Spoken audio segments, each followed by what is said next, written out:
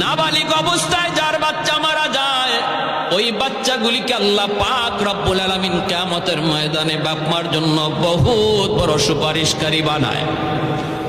বাচ্চাগুলি আল্লাহর কাছে ডাক দেয়া কয়, মালিক, ও মালিক, তুমি আমারে দুনিয়াতে পাঠাইছো, পাঠানোর সময় আমার মা কত কষ্ট করছেন, জান বের হয়ে যায় অবস্থা।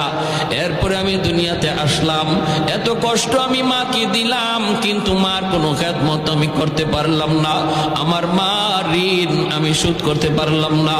আল্লাহ, আজ যদি তুমি আমাকে জান্নাতে দিতে চাও, আমার মা বাবা সারা জান্নাতে যাইবো না, হয় আমারে বাপ মার সাথে জাহান্নামে দিয়ে দাও, হয় আমাকে আমার বাপ মার সাথে জাহান্নামে দিয়ে দাও। রব্বুল আলামিন তখন বলে, বান্দারে, আমি আল্লাহর আদত হচ্ছে জাহান্নামীকে জান্নাতে দেওয়া, কিন্তু